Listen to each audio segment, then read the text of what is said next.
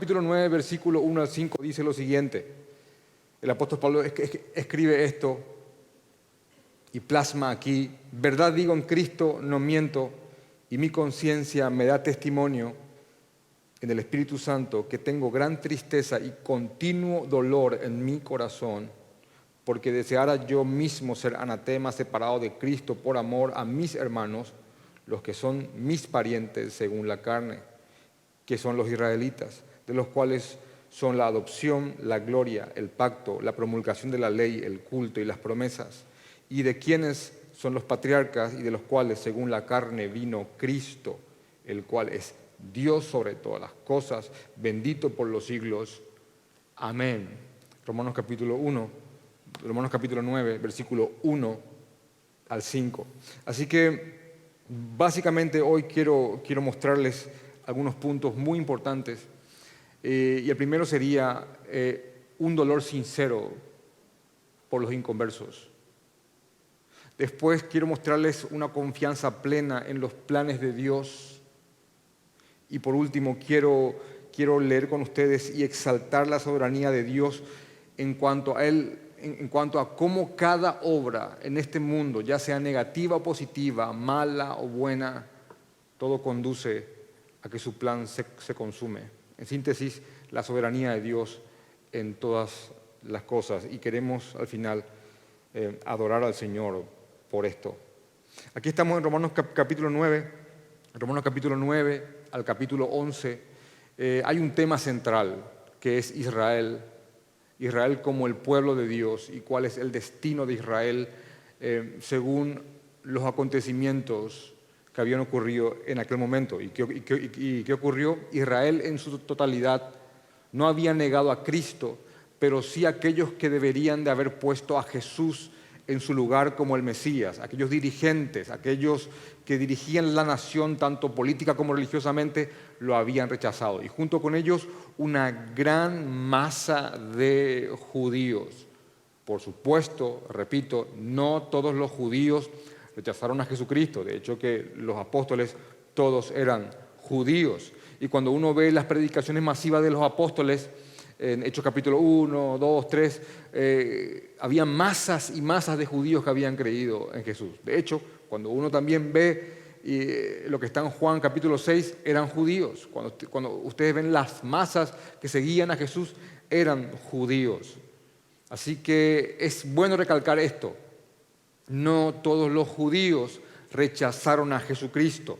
Pero ¿por qué se dice que a los suyos vino y los suyos no le dieron lugar? Porque, repito, aquellos que deberían de haber entronizado al Mesías, aquellos que dirigían a la nación tanto política como religiosamente, le habían dado la espalda e inclusive habían complotado para su muerte.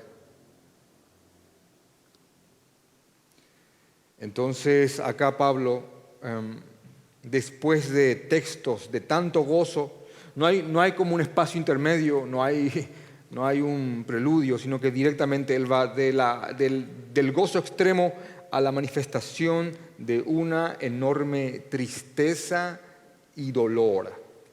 Así que miren por favor cómo él, después de estar cerrando lo que sería el capítulo 8 de que somos más que vencedores en Cristo Jesús, ya no hay ninguna condenación, dice Romanos capítulo 8, versículo 1. Ya no hay ninguna condenación para los que estamos en Cristo Jesús. Los que no andamos conforme a la carne, sino conforme al Espíritu. Después continúa diciendo de que somos herederos y coherederos de Dios, de que estamos juntos en Cristo y que nada nos podrá separar del amor de Dios, que Dios nos adoptó y que algún día redimirá completamente nuestros cuerpos. Viene tirando estas ideas que son de sumo gozo para cada creyente. También por sobre todo este verso, capítulo 8, versículo 28, que sabemos que a los que aman a Dios todas las cosas le ayudan a bien. Y estoy tratando de hacer como un mix de todas estas ideas que producen mucho gozo en el capítulo anterior. Que todo ayuda bien a aquellos que aman al Señor, a aquellos que conforme a su propósito han sido llamados, a quienes también conoció, predestinó, llamó, para que Jesucristo sea el primogénito de todos ellos, de todos nosotros, que somos hermanos.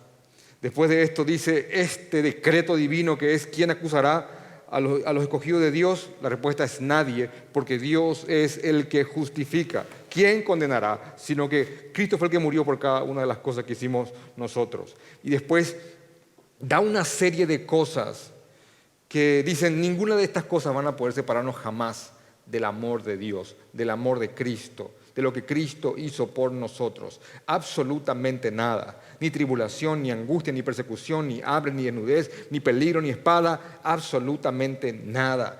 Antes, en todas estas cosas, somos más que vencedores por medio de aquel que nos amó. Por lo cual yo estoy seguro, dice Pablo, de que ni la muerte, ni la vida, ni ángeles, ni principados, ni potestades, ni lo presente ni lo porvenir, ni lo alto ni lo profundo, ni ninguna otra cosa creada nos podrá separar del amor de Dios que es ¿en quién? En Cristo Jesús, Señor nuestro.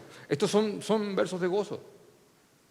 Uno lee esto realmente poniendo su corazón en esto, no solamente leyéndolo, sino que metiendo su mente, su corazón, todo su ser en esto, y esto debería de producir muchísimo gozo, porque nada ni nadie nos podrá separar del amor de Dios, que es en Cristo Jesús.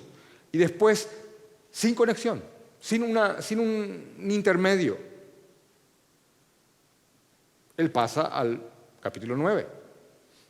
No está de más decir, previendo que por ahí hay alguien nuevo en la fe aquí, que Pablo no escribió esto con capítulos, ni versículos, cosa sabida para los de muchos años en el cristianismo, pero por ahí alguno se sorprende si está llegando acá por primera vez. Pablo no dijo, capítulo 1, versículo 1, hola, ¿qué tal? ¿Cómo están?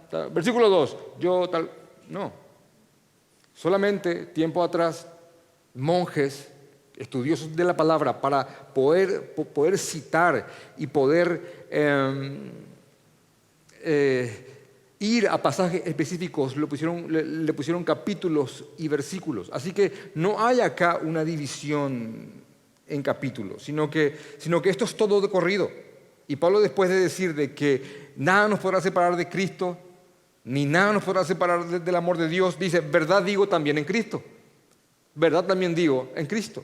Verdad digo en Cristo, no miento, y mi conciencia me da testimonio del Espíritu Santo que tengo gran tristeza y continuo dolor en mi corazón. Ahora la pregunta es, ¿qué está produciendo al momento de escribir este texto una gran tristeza y un continuo dolor?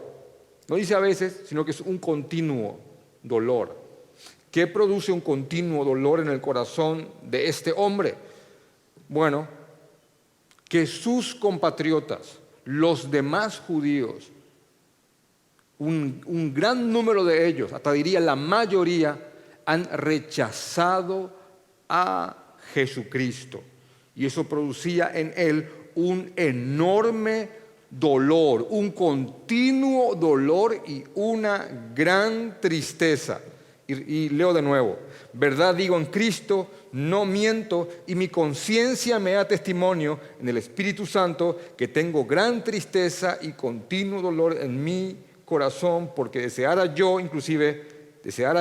ser anatema, separado de Cristo, por amor a mis hermanos, los que son mis parientes según la carne. Y vamos a ir desmenuzando punto por punto lo que vamos a leer ahora.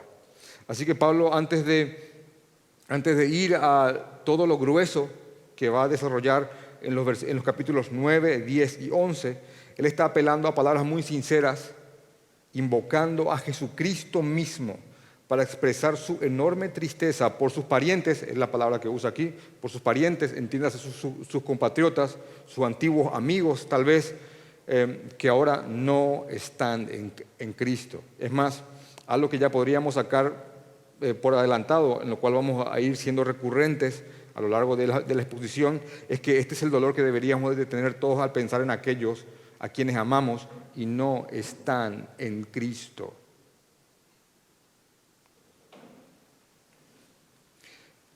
Con todo lo expuesto en los capítulos anteriores, en los 8 capítulos anteriores, hay un peligro que Pablo corre.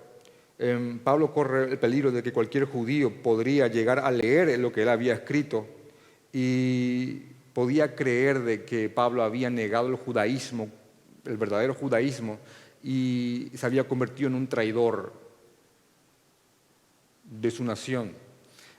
Un comentarista dice, como el Judas del judaísmo. Algunos podrían verlo. Es más, ciertas cosas que él escribe en capítulos anteriores podrían ser mal entendidas por aquellos que lean esto con ligereza y creer que él había rechazado completamente su nación. Ejemplo, en Romanos capítulo 2, versículo 17 dice, he aquí tú tienes por sobrenombre, el sobrenombre de judío, y te apoyas en la ley y te glorías en Dios y conoces su voluntad e instruido por la ley apruebas lo mejor. Y confías en que eres guía de los ciegos, luz de los que están en tinieblas, instructor de los indoctos, maestro de los niños, que tienes en la ley la forma de la ciencia y de la verdad. Tú pues te enseñoreas, tú pues que enseñas a otros, no te enseñas a ti mismo, tú que predicas que no se ha de hurtar, hurtas, tú que dices que no se ha de adulterar, adulteras, tú que abominas de los ídolos, cometes sacrilegio, y así sigue diciendo, acusando a aquellos que, siendo judíos y tenían la ley, terminaban haciendo todas aquellas cosas que predicaban que no se deberían de hacer. Inclusive, más adelante dice que no es judío todo aquel que lo es exteriormente, ni es la circuncisión que se hace exteriormente en la carne, sino que es judío el que lo es en el interior, en lo interior, y la circuncisión es la del corazón, en espíritu y no en letra, entiéndase, no por la ley. Entonces él está atentando contra cosas, contra pilares del judaísmo de aquella época. Primeramente, él está atentando contra el pilar de que la descendencia de Abraham no es una garantía para ser salvo, cosa que los judíos creían. Yo vengo de Abraham, entonces yo soy salvo. También él está atentando en todos los capítulos del 1 al 8, está atentando contra ese sistema religioso legalista que el judaísmo había desarrollado y pervertido la verdad en aquel momento, haciéndole creer a las personas que podían salvarse por medio de las obras y que la ley era una forma en la cual uno, al cumplirla, podría ser salvo. También estaba atentando contra eso. Es más, Pablo también estaba atentando contra todo el judaísmo, presentando a un Cristo que no era aquello que estos judíos tenían en su mente en cuanto a cómo debería de ser aquel gran Mesías, libertador, general, poderoso e imponente. El perfil del Cristo que presentaba Pablo era un perfil que para los judíos era un tropiezo. 1 Corintios capítulo 1, versículo 18 es lo que dice, que para los judíos era un tropiezo, ese Cristo. ¿Saben qué? Ese era el Cristo. Así que después de todo lo que Pablo había expuesto, les repito, cualquier judío podría llegar a pensar de que él estaba tentando y había renegado, había dado la espalda al verdadero judaísmo.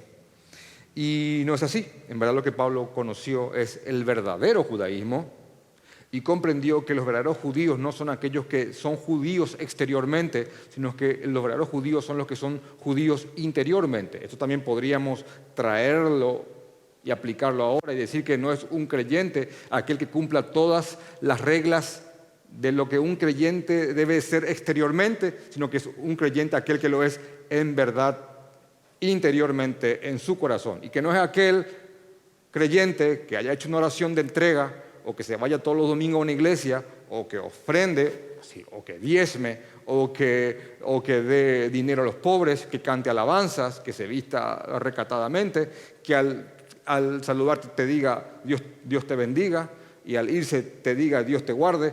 No, sino que es realmente un creyente. Aquel, es más, extiendo, ni siquiera es creyente alguien que sea moral.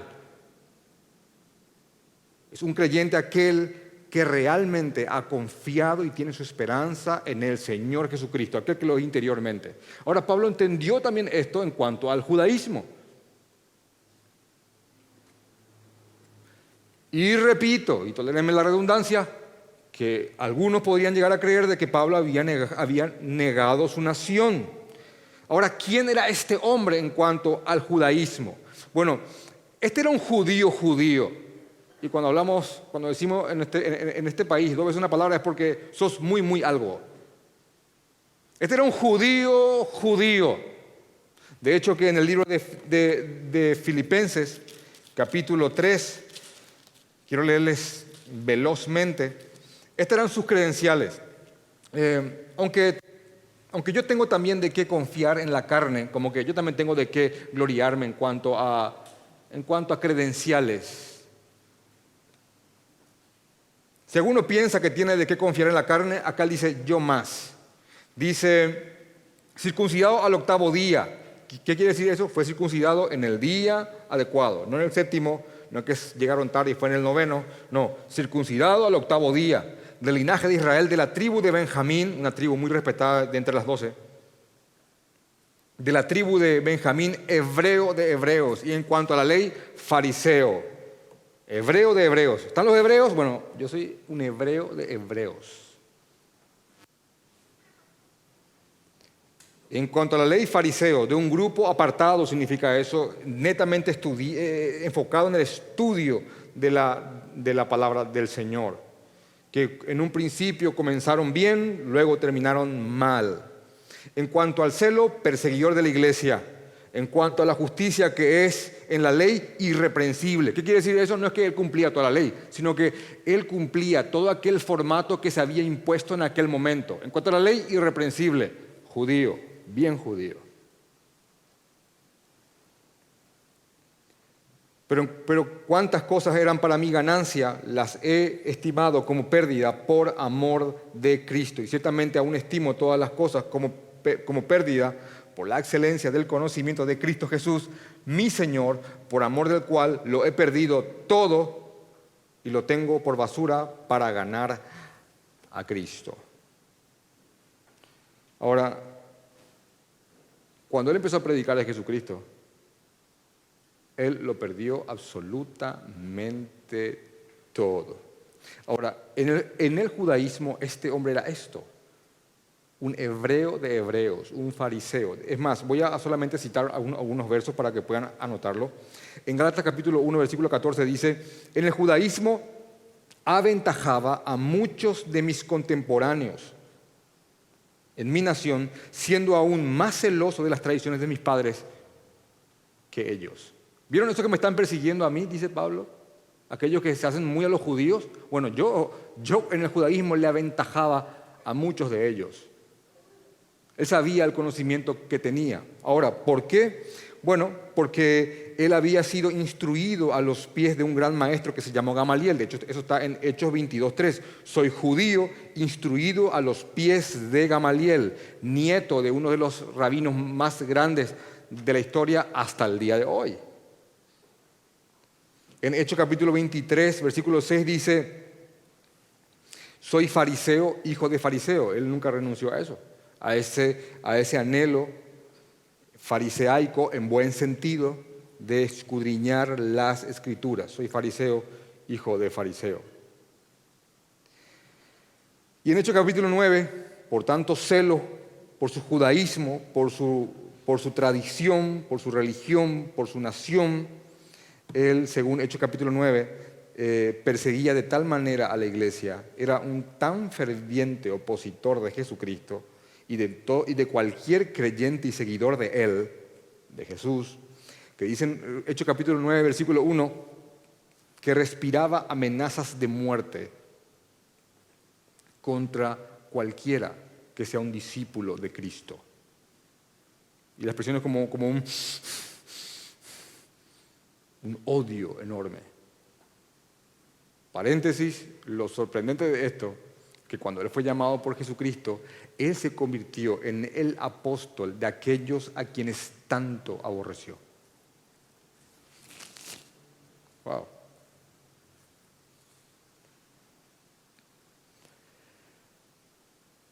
Al momento de Pablo escribir esto, que estamos leyendo ahora, Romanos capítulo 9, al momento de escribir la carta de Romanos, él ya era completamente otro. Era completamente lo contrario de lo que alguna vez fue. Era un apasionado en este momento, un apasionado defensor de Jesucristo, del Señor Jesucristo, y su evangelio, y predicaba sobre Jesús con aquella misma fuerza y pasión con la cual alguna vez lo persiguió. Esa era la realidad de Pablo al momento de escribir esta carta. Ahora Pablo está expresando en Romanos capítulo 9, versículo 1, una enorme tristeza por aquellos que están en ese momento, que estaban en ese momento en donde él estuvo, petrificados en ese corazón duro, incrédulos, ciegos y necios. Ahora, esto es algo que tiene que ser bien entendido y tiene que ser tenido en cuenta. Pablo, al momento de convertirse en un creyente, y no solamente un creyente, sino que al momento de convertirse en un predicador del Evangelio y en un líder de la iglesia, era visto como un traidor, pero no como cualquier traidor, era visto como un traidor sumamente amenazante. ¿Por qué? Él era una amenaza enorme para el judaísmo religioso, legalista de aquel tiempo, por el nivel de compenetración que él tuvo en este sistema. Entonces, la peligrosidad que representaba Pablo para la religión muerta de aquel tiempo era tal que, según Hechos capítulo 23, versículo 12, varios judíos habían hecho un voto bajo maldición. ¿Saben lo que significa eso? Si no logramos lo que vamos a pactar, que Dios nos maldiga. Según Hechos 23, 12, varios judíos, ante la amenaza de Pablo predicando hoy día a favor de aquello que persiguió alguna vez, habían hecho voto bajo maldición diciendo que no comerían ni beberían hasta que hubiesen dado muerte a Pablo. Y es evidente que la única forma que individuos hayan tomado una postura como esta es en base a un enorme odio hacia este predicador y en base otra vez a la enorme amenaza que él representaba para todo este sistema religioso. Así que les repito, Pablo era realmente una amenaza para el judaísmo religioso debido a lo involucrado que estuvo alguna vez con ellos. En varias ocasiones los judíos habían atentado contra su vida y según 2 Corintios capítulo 11, 25, le habían dado de azotes. Dice, de los judíos 5 veces he recibido 40 azotes menos uno. Yo traté de encontrar el porqué de esa expresión, 40 azotes menos uno. Bueno, es porque había una ley religiosa, fariseaica, legalista, que un judío no podía azotar a otro judío 40 veces, entonces podía darle 39. Entonces estos judíos eran tan religiosos que ni siquiera le azotaron como no deberían, le dieron 39, 40 menos 1. Cualquier judío decía, bueno, te azotaron pero conforme a la ley. A una ley creada, por supuesto. Pero aún así, algunos de nosotros ya probablemente al recibir tanto desprecio, tanto rechazo, tanto odio de parte de algún grupo, le estaríamos odiando o luchando para no odiar y no acumular rencor hacia ese grupo de personas, pero aún así Pablo no era lo que sentía, sino que lo que él tenía en su corazón, en vez de rencor por todas aquellas cosas que le habían hecho, por todas aquellas cosas que le habían quitado sus compatriotas, él lo que tenía era una gran tristeza y un continuo dolor por aquellos que no creían. Y entonces Pablo, al introducir el verso, invoca a Dios. De hecho, que más adelante hay una especificación directa de que Jesús es Dios.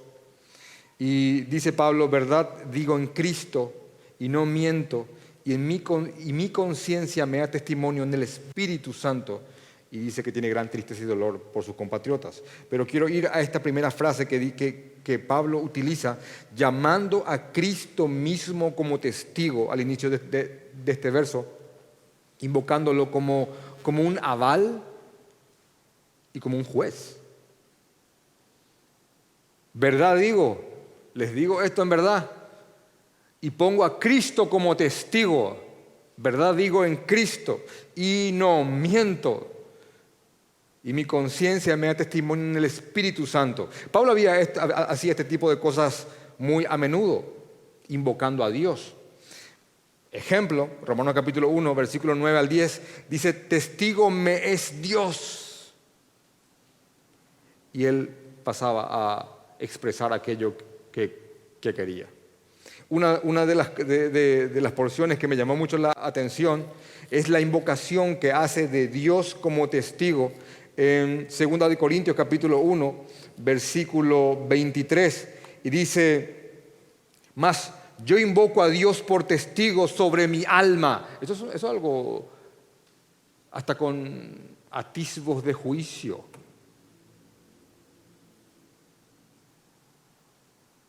Mas yo invoco a Dios por testigo sobre mi alma, que por ser indulgente con vosotros no he pasado todavía a Corinto. ¿Cómo se entiende eso? Pablo está diciendo, testigo me es Dios, invoco a Dios como testigo, que estoy tardando, estoy haciendo tiempo antes de ir a visitarles, esperando que se arrepientan de aquellas cosas que he oído que están haciendo. Es como que está dando tiempo. Y un buen ejemplo, inclusive para pastores, que a veces queda un poco de tiempo. Estoy siendo indulgente, estoy como que, bueno, me puedo ir ahora, pero espera un poquito, espera que asimilen las cosas antes de ir a... Y él decía, invoco a Dios como testigo sobre mi alma. Y él decía estas cosas, y digo esto porque él usaba este tipo de expresiones, invocar al Señor como testigo. Entonces, en Romanos capítulo 9, versículo 1, dice que él hace lo mismo, pero invocando al Señor Jesucristo. Lo mismo hace, repito, en Romanos capítulo 9, versículo 1, pero aquí invoca al Señor Jesucristo. Así que Jesús es testigo y verdad dice Él y no miente. Es como redundante, sí, pero es porque hay una idea muy fuerte detrás de esto. Y otra vez invoca a su conciencia que le da testimonio en el Espíritu Santo. Es como si fuera aquel que te va a decir lo que va a seguir a continuación. Es verdad.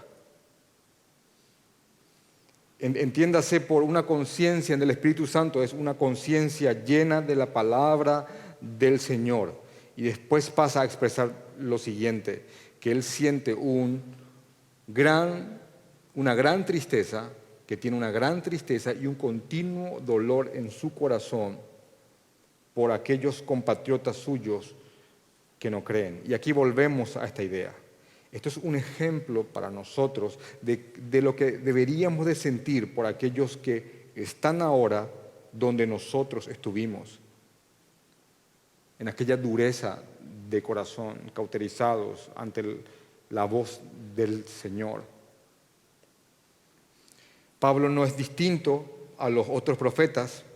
De hecho, que uno de los profetas que es conocido como el profeta que llora es Jeremías, y cuando uno va al libro de Lamentaciones, sépase que fue escrito por Jeremías, y Jeremías se lamentaba enormemente ante la incredulidad de Israel, ante la actitud desafiante que tenía Israel ante Dios. Lo mismo hizo Isaías.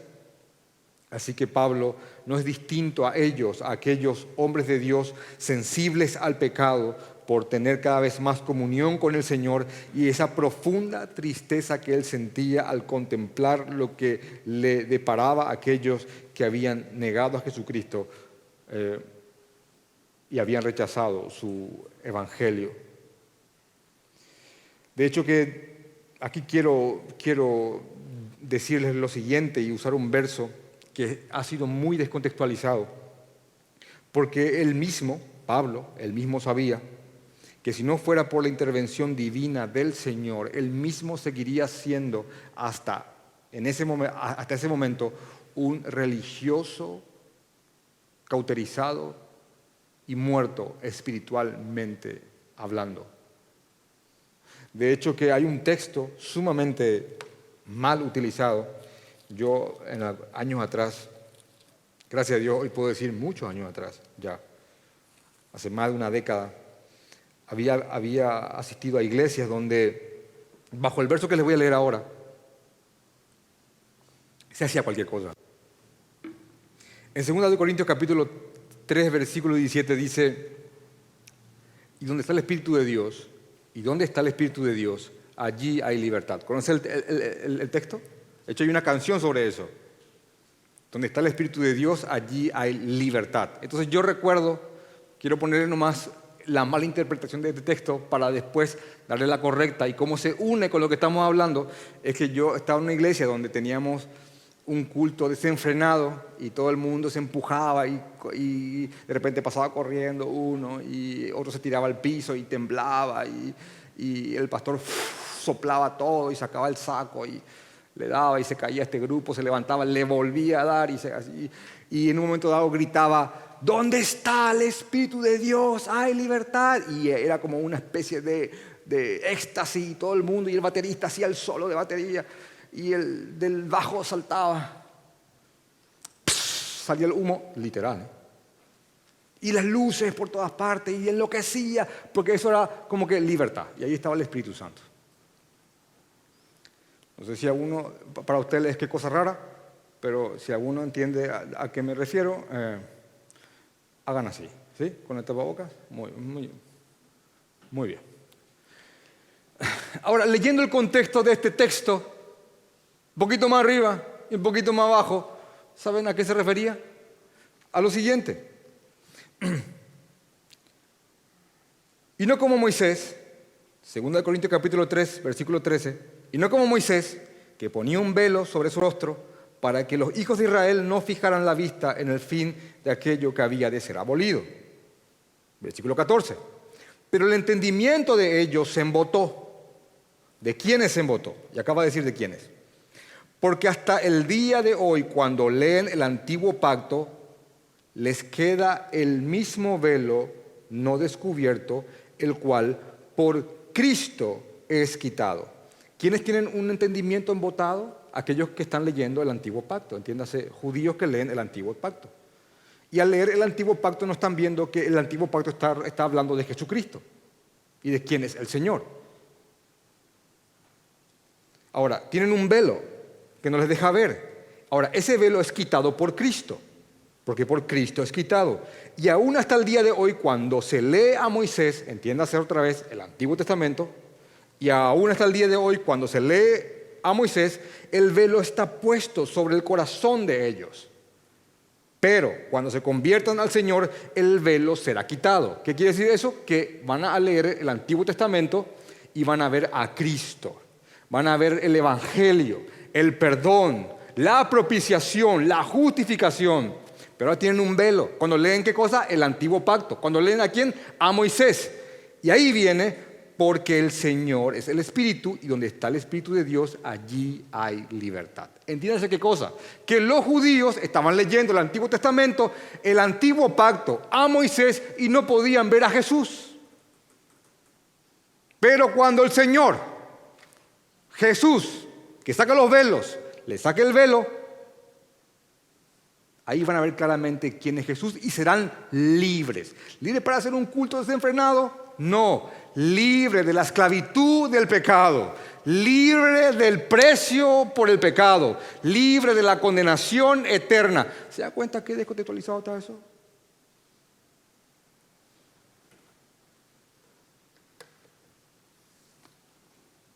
Y cuando yo leí eso, solo 2 versos más arriba, por supuesto Dios me sacó un velo, porque leía esto y no entendía. Dije: wow, aquí está. Entonces, volviendo a nuestro texto, Pablo sabía que si el Señor Jesucristo, que quita velos, acabamos de leerlo, no tocaba su corazón, él seguiría leyendo el antiguo pacto, él seguiría leyendo a Moisés y jamás podría ver quién es Jesucristo. De hecho, que en 2 Corintios capítulo 4, versículo 4 en adelante, hasta el 6, dice lo mismo.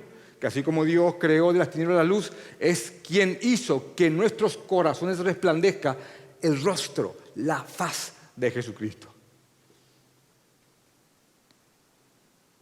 Y vuelvo a repetir, este hombre sabía que si no fuera por intervención divina del Señor, él seguiría aferrado a su religiosidad, a su moralidad muerta, a su justicia propia y a una conciencia cauterizada al llamado del Señor. Pero en un abrir y cerrar de ojos, el Señor tocó su corazón, está en Hechos capítulo 9, y Dios lo apartó, y según Hechos 9:15, Él fue puesto para llevar la verdad a los gentiles, a los reyes y a los hijos de Israel. Y aquí es donde Pablo hace una declaración sumamente aturdidora, ya lo leímos, pero ahora vamos a meternos aquí, porque después de él confesar este gran dolor, esta gran tristeza y este continuo dolor en su corazón, él dice algo medio aturdidor, que tiene que ser muy bien entendido, porque aquí Pablo está desnudándose.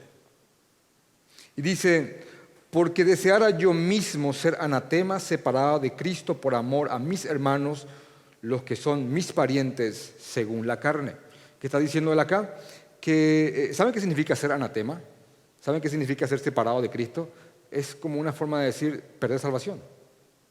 Desearía yo, inclusive, entregarme como a cambio de ellos. Ser anatema. Recuerden que Jesús fue maldito en la cruz por nuestros pecados. ¿Quiénes son aquellos que no creen en Jesús en un sentido jurídico? Aquellos sobre los que aún reposa ese anatema, esa maldición que tienen que pagar algún día por sus pecados.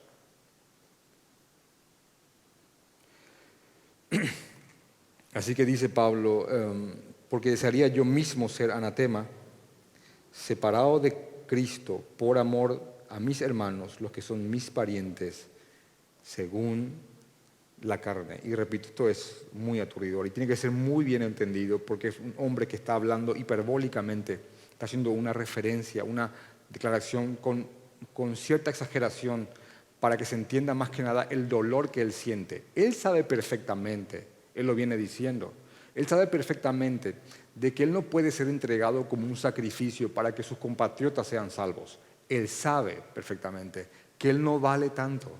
De hecho, que ningún humano puede hacer expiación por otro. Ningún humano adámico puede morir en lugar de otro, y mucho menos ser entregado por todo un pueblo. Él lo sabe, él lo ha predicado. Ahora, él lo que está haciendo acá es una declaración con un énfasis tal para desnudar su profundo dolor por la incredulidad de la gran masa de judíos que habían rechazado al Señor Jesucristo. Es algo parecido como aquella oración que hace una persona desesperadamente cuando ve a alguien que ama en una desgracia e invoca que la desgracia venga para él, venga a él. Eso más de uno aquí ya lo habrá hecho. Está viendo a un hijo con un dolor y no sabe más cómo orar y dice: Señor, a mí, que me venga a mí, Señor. Algo parecido a eso. Y está diciendo que soy capaz de inclusive volver a ser anatema y ser separado de Cristo con tal de que mis hermanos, eso es como el anhelo que tengo. Sé que no es posible, porque él sabe que no es posible. Los 8 capítulos anteriores dan testimonio que él sabe que no es posible, pero él está dando esa idea, ese énfasis.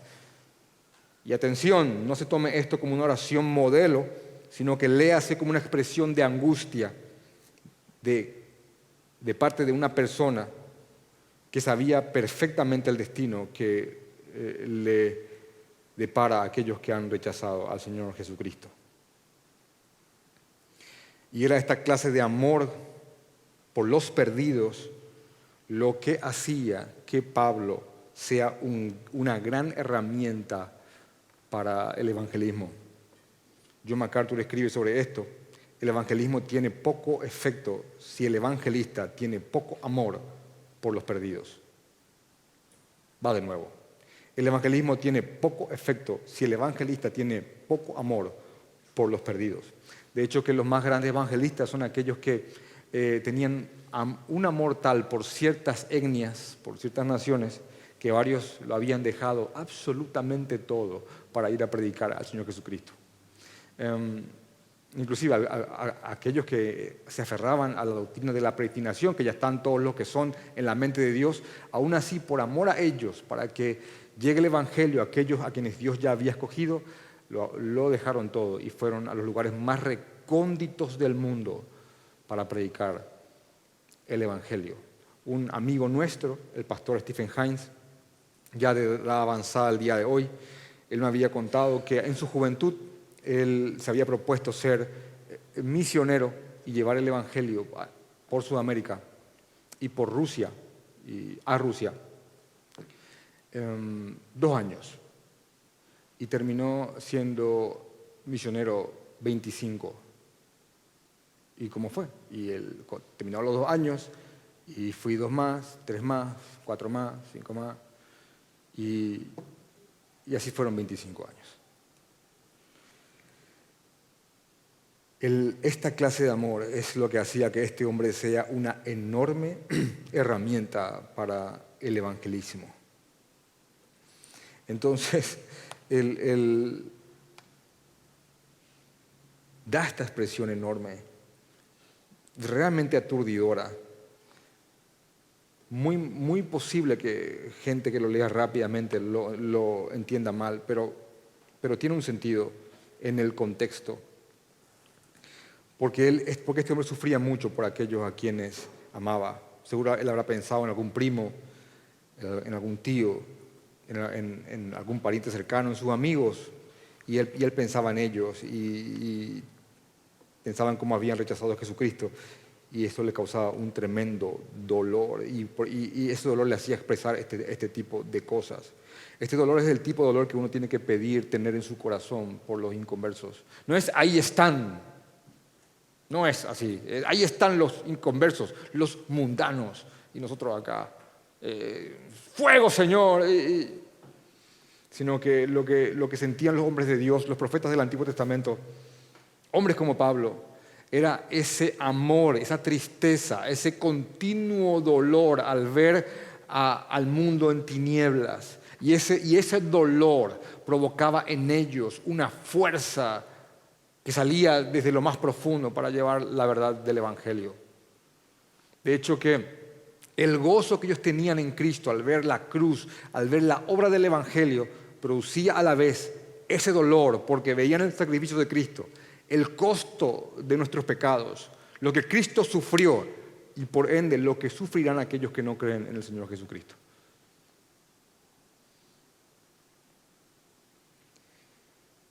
Y después de eso, después de hablar de sus parientes y del tremendo dolor que él siente por ellos, por sus compatriotas, por los otros judíos que habían negado a Jesucristo, él hace como una lista de privilegios en cuanto a lo que eran los judíos, para al final hacerse como una pregunta: ¿qué otra nación tuvo estos privilegios? ¿Y cómo?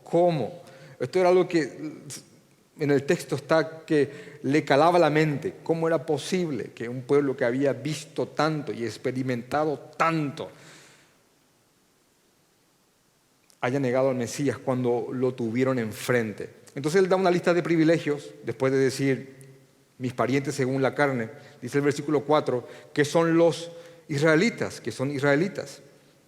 de los cuales son la adopción, entiéndase, el privilegio de ser adoptados por parte de Dios, ser adoptados como hijos. De hecho que Isaías 42:6, Isaías 49:6 y Hechos capítulo 13:47 habla el motivo por el cual Dios adopta a los judíos. Y esto tiene que ser desmistificado. Dios no adoptó a un pueblo, no eligió un pueblo para agarrar ese pueblo y decir: este es mi pueblo, todos los demás fúndanse. Dios tomó a un pueblo para que ese pueblo sea luz a las naciones. Ese era el plan. Para que en Abraham sean benditas todas las familias de la tierra. Y se les dio la palabra para que ellos sean los que iluminen el camino a los gentiles. Eso está en Hechos capítulo 13, 47. Cuando Pablo mismo dice, hemos sido puestos para luz de los gentiles. Ahora, se les dio a ellos la ley. Esto hablé en la semana con alguien y fue una hermosa conversación. Se les dio a los judíos la ley, la voluntad escrita de Dios, para que ellos con la verdad guíen a otros. No para que con esa verdad ellos se sientan una élite y desprecien a los demás. Entonces dice, de ellos son la adopción, ellos tienen el privilegio de haber sido adoptados como un pueblo de Dios y para Dios, para llevar la luz al mundo. Génesis 28, 14 dice lo mismo, Galatas capítulo 3, 7 al 8 dice tal cual. Y repito, Isaías 42, 6, 49, 6 y Hechos 13, 47. Ese era el propósito de la adopción, que ellos sean luz a las naciones. De ello es la gloria. ¿Qué significa eso? Este pueblo vio las manifestaciones de Dios como ningún otro pueblo lo había visto. Vieron las plagas, vieron al heridor, al ángel de la muerte entrar de casa en casa, y las suyas no eran afectadas. Fueron al desierto, vieron un mar abriéndose, pasaron, vinieron los egipcios, se cerró el mar. Una nube de día, una columna de fuego de noche e innumerables milagros habían visto estos. Habían comido maná que había llovido y cuando saltaron de maná comieron codornices. Esto lo habían visto absolutamente todo. La gloria de Dios, habían visto descender aquella nube de gloria sobre el templo y sobre el tabernáculo anteriormente. Ellos vieron la gloria de Dios. De ellos son los pactos, las promesas hechas por Dios para con su pueblo. Y aquí viene la promulgación de la ley. ¿Qué quiere decir eso? Que la voluntad perfecta de Dios les fue dada a ellos, no como un medio para ser salvos, sino que como un medio que los guíe a Jesucristo, a Dios, para que su salvación esté en Jehová, esté en Dios, y para que ellos sean la luz de las naciones, como lo habíamos dicho. A ellos se les dio el culto. ¿Cómo se entiende eso? La forma correcta de adorar al único Dios verdadero.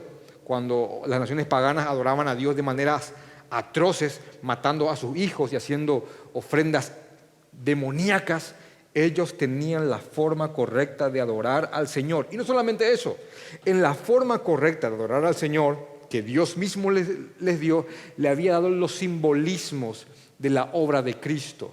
Así que cuando ellos adoraban a Dios bíblicamente, poniendo al Cordero, orando para transmitir simbólicamente sus pecados al Cordero y después matándolo, ellos simbolizaban constantemente el inocente que moriría por los pecadores, el inocente que moriría por los pecadores.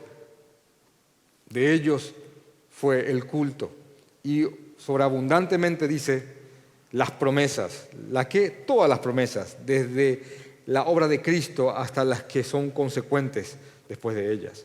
De hecho, que ellos descienden de los patriarcas, entiéndase Abraham, el padre de la promesa, Isaac, el hijo de la promesa, y Jacob, el padre de las 12 tribus. Abraham, Isaac y Jacob, miren qué linaje tienen ellos detrás. Y por sobre todo, como si fuera eso poco,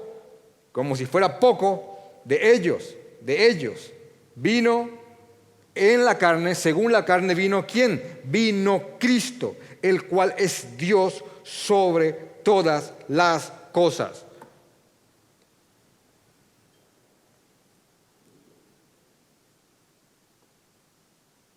Bendito por los siglos, amén. ¿Qué otra nación tuvo esto? ¿Qué otra nación vio tanto? ¿Qué otra nación experimentó tanto? Y lo tuvieron ahí enfrente y no lo vieron. Claro, él mismo sabía, tenía la respuesta de esto. Porque Jesús en su venida vino escondido ante los corazones religiosos y superficiales. Pudiendo haber entrado con una especie de guardia pretoriana gloriosa y rimbombante, entró con 12 hombres comunes y corrientes, a veces uno más que otro. Los 12 que nunca elegirías si quisieras hacer algo que trascienda al mundo entero. Y en vez de entrar tal vez con una gran comitiva, vi la película Aladín, no entró como Aladín, Jesús entró en un pollino. ¿Qué es un pollino? Un burrito muy pequeño, común y corriente, con ropas de un aldeano, seguido por hombres obreros, comunes. Y así el Rey de Reyes y Señor de Señores, ante quien alguna vez se doblará toda rodilla, entró encubierto ante los ojos superficiales y corazones duros y religiosos que esperaban otra cosa, convirtiéndose así en un tropiezo para los que tenían un falso Cristo en sus corazones.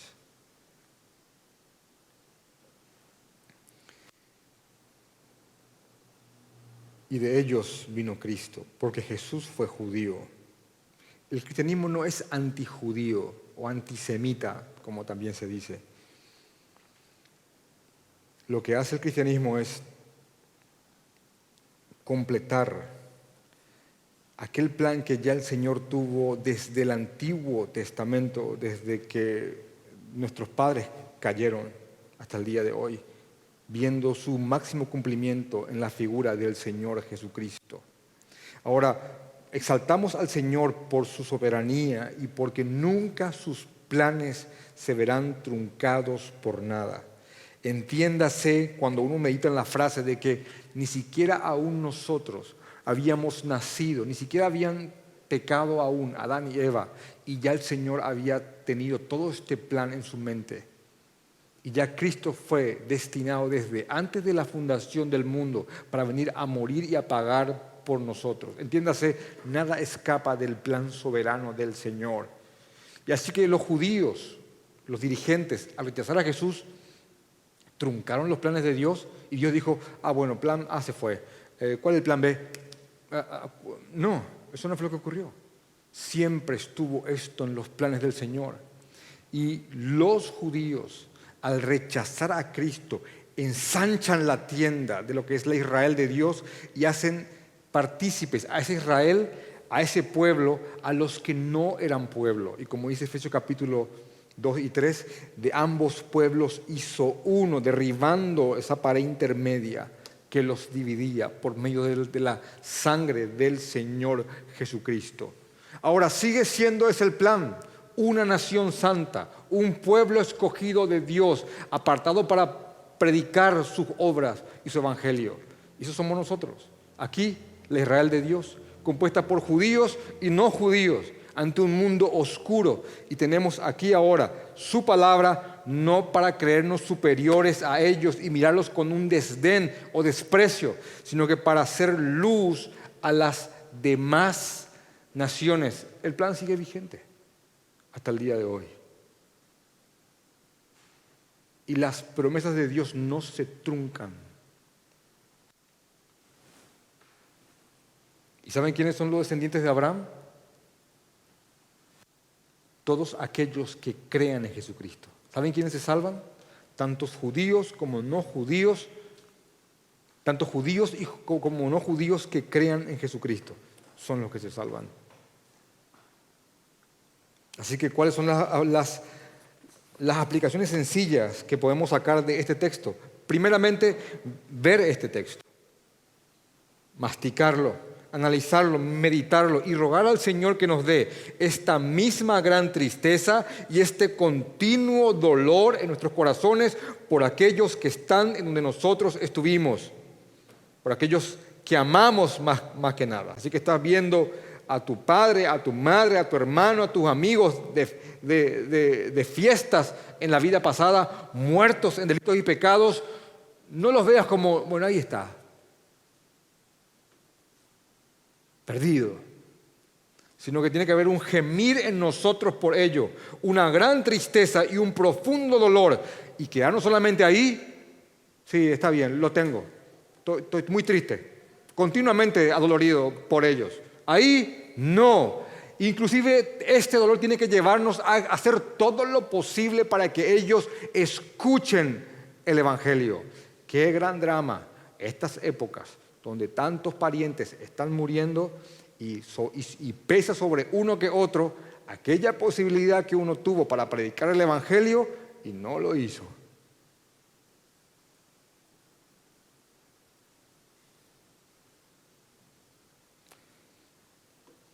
Y pongo a Dios como testigo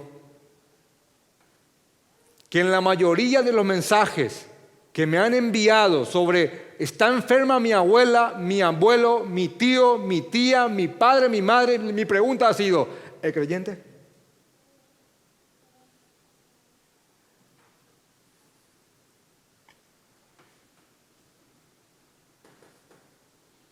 Porque en relación a eso, que viva o que no viva, y entiéndame bien, es secundario. ¿Entienden eso?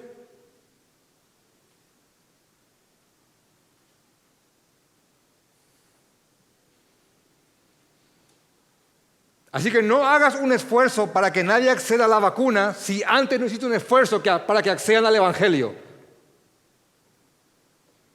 No te contradigas con tus acciones. Lo amo tanto, quiero conseguirle una cama en terapia. ¿Ya le hablaste del Evangelio? No, es secundario. Y me arriesgo a un enorme malentendido, pero aquel que tiene oídos para oír, que oiga. Porque esa tristeza, esa gran tristeza y ese profundo dolor tiene que llevarnos a esto. Hasta inclusive llegar a tener este tipo de pensamientos hiperbólicos, exagerados, de inclusive, Señor, yo hasta desearía ser anatema y estar separado de ti por amor a mis hermanos, los que son mis parientes, que aún no te conocen. Así. ¿Vieron esto?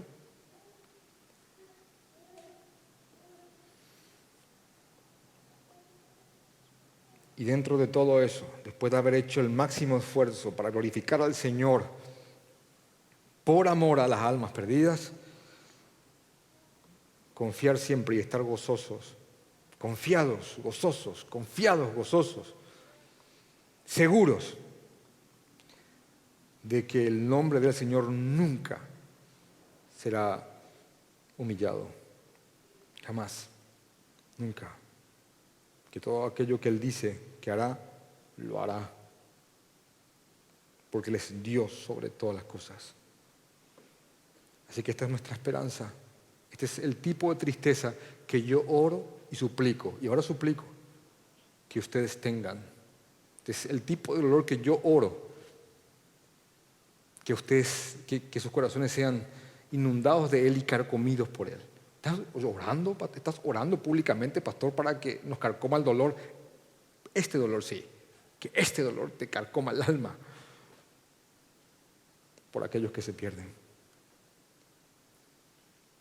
Y que te impulse a predicar sobre aquel que nos salvó, sobre nuestro Señor Jesucristo, el cual es Dios sobre todas las cosas, bendito por los siglos, y que así sea. Amén. Bueno, vamos a orar.